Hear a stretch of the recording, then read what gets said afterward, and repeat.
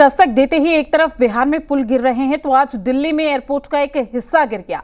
बिहार में तो आलम यह है कि लोग इसकी शिकायत भी नहीं करते, लेकिन दिल्ली में ऐसा नहीं हो सकता। बिहार के लोग भले ही पुल से परहेज करने लगे हों, लेकिन नेता, अभिनेता, ब्यूरोक्रेट्स, डिप्लोमेट दिल्ली एयरपोर्ट से कैसे परहेज करेंगे? बिहार से लेकर दिल्ली तक करप्ट हो चुके सिस्टम की पोल खोलती है रिपोर्ट, देखिए।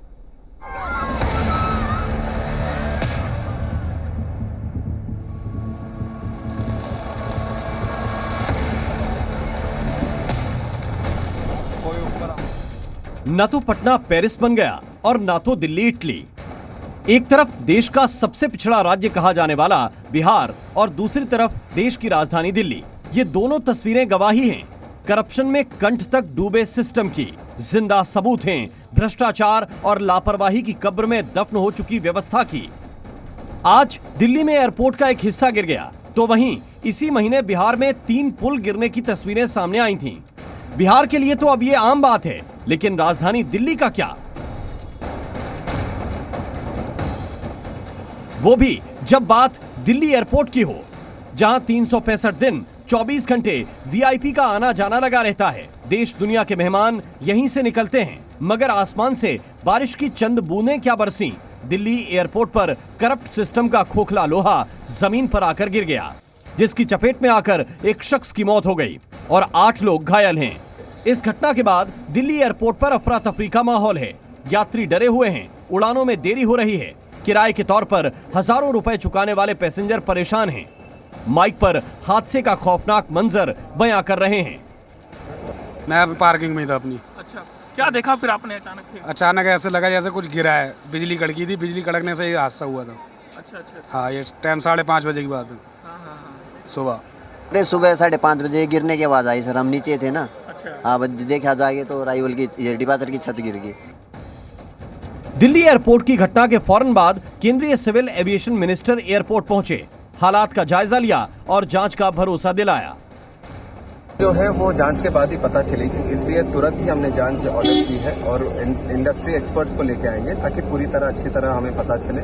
और ना केवल ये एयरपोर्ट, बाकी एयरपोर्ट जो भी हैं उन सब पे भी हम करना चाहेंगे, क्योंकि ऐसा हादसा कहीं और ना होना चाहिए। हम चाहते कि सेफ्टी ऑफ पैसेंजर, जो भी लोग एयरपोर्ट्स के पास आते हैं, उनकी टॉप प्रायोरिटी होनी चाहिए। तो इस तरह का हादसा और ना हो, यही हमारी रिस्पांसिबिलिटी। मगर इस हैरान करने वाली घटना को लेकर सियासत भी जारी है। एक तरफ बीजेपी का कहना है कि इसका निर्माण 2009 में यूपीए काल में हुआ था, वहीं कांग्रेस बीजेपी सरकार पर निशाना साध रही है।